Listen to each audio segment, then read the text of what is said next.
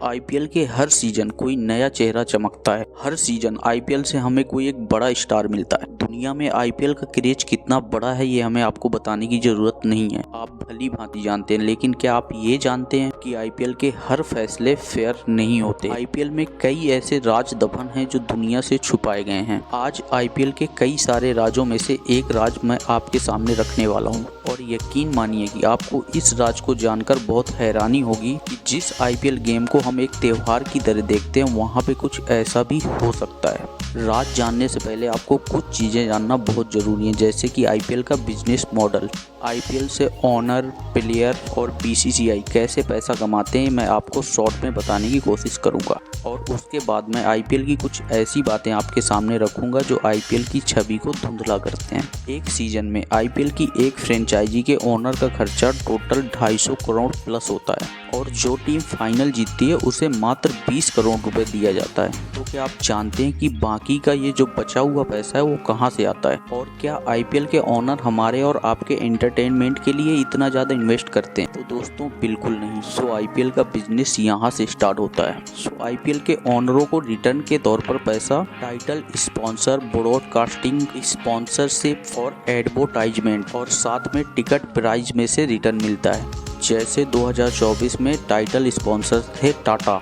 IPL से अपना नाम जोड़ने के लिए टाटा एक सीजन में बीसीसीआई को 500 करोड़ रुपए तक पे करती है। उसमें से आधा पैसा बीसीसीआई अपने पास रख लेती है और आधा पैसा टीम के ओनरों में इक्वली बांट देती है। फिर बात आती है ब्रॉडकास्टिंग की, जैसे कि आपने जियो सिनेमा में मैच देखा, ऐसे ही जियो सिनेमा भी बीसीसीआई को पे करती है।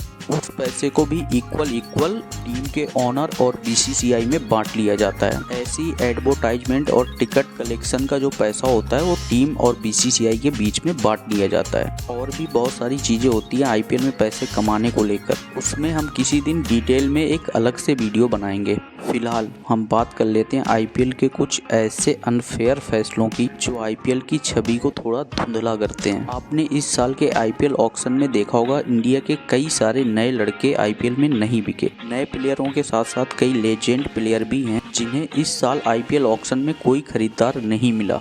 इंडिया के टैलेंटेड प्लेयर जिन्हें अपनी आईपीएल लीग में मौका न मिलने के कारण नेपाल प्रीमियर लीग जैसी लीग में खेलना पड़ रहा है। इसके पीछे का कारण क्या है? क्यों आईपीएल इंडिया की लीग होने के बावजूद भी इंडिया के टैलेंटेड प्लेयरों को भी मौका नहीं दिया जा रहा है? एक तरफ एमएस धोनी जो कि 43 ईयर के हैं, उन्हें आईपीएल छोड़ने का नाम ही नहीं ले रही है, और दूसरी तरफ मयंक अग्रवाल जैसे नए प्लेयर, चेतन साकरिया जैसे टैलेंटेड बॉलर, कोई खरीदार नहीं मिलता। मैं आप लोगों से एक चीज क्लियर कर देता हूं कि मेरी किसी प्लेयर के साथ कोई पर्सनल बुराई नहीं है और एमएस धोनी एक टैलेंटेड प्लेयर है, उन्होंने भारत के लिए बहुत कुछ किया है। तो मैं उनके लिए कोई गलत चीज नहीं बोल रहा हूँ, बस एग्जाम्पल के तौर पर उनका नाम ले रहा हूँ, क्योंकि एक इंडियन के नाते पर्सनली एक चीज बहुत बुरी लगती है कि इंडिया की अपनी लीग आईपीएल अपने ही यंग टैलेंट को नजरअंदाज किया जा रहा है। उनमें से जैसे कि पृथ्वी शॉ, शिवम मावी, एक टाइम में चेन्नई के यंगेस्ट बॉलर शार्दुल ठाकुर और राजस्थान के एक ओवर में 3 रन डिफेंड करने वाले चेतन साकरी, जिन्हें आईपीएल 2025 में कोई खरीदार नहीं मिला। अब हम इसे इंडिया की लीग कहते हैं। ये अपनी इंडियन प्रीमियर लीग है जहां अपने ही यंग टैलेंट को नहीं पहचाना जा रहा। ऐसा नहीं है कि ये कभी परफॉर्म नहीं करते थे। मयंक अग्रवाल 86 मैचों में 2446 रन 126 की स्ट्राइक रेट से बनाए हैं और पंजाब किंग्स की कैप्टेंसी भी कर चुके हैं,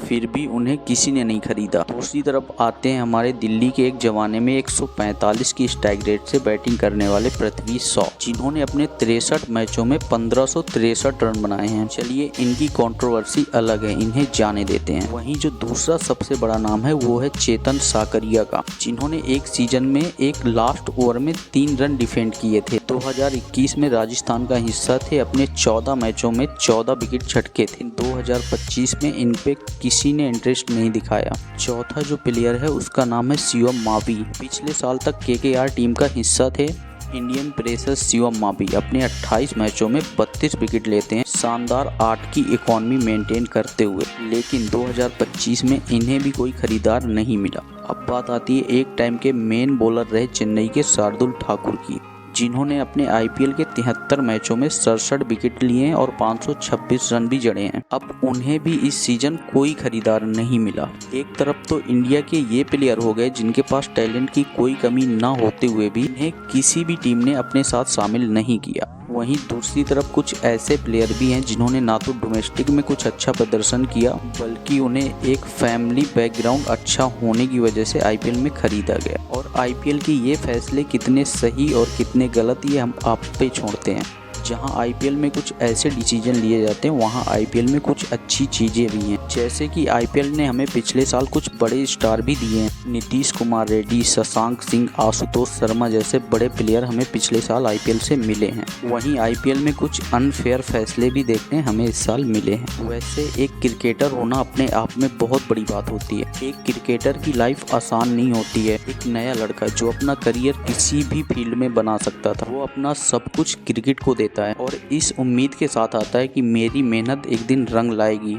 और बहुत सारी मेहनत और सब कुछ अच्छा करने के बाद भी उनके टैलेंट को नहीं पहचाना जाता। जबकि इंडिया की अपनी लीग है आईपीएल, जहां ढेरों सारे पैसे विदेशी प्लेयर ले जाते हैं, वहां इंडिया के अपने प्लेयर स्ट्रगल करते नजर आते हैं। वहीं मैं आपसे पूछूंगा, क्या आईपीएल के ये फैसले सही हैं या गलत? कमेंट बॉक्स में ज़रूर बताएं। और मेरी इस वीडियो से मेरे द्वारा कहे गए किसी भी वर्ड से आपके दिल को ठेस पहुंची हो तो मैं माफ़ी चाहूँगा। लास्ट में आपसे एक गुजारिश है, अगर वीडियो अच्छा लगा हो तो वीडियो को लाइक और चैनल को सब्सक्राइब जरूर करें।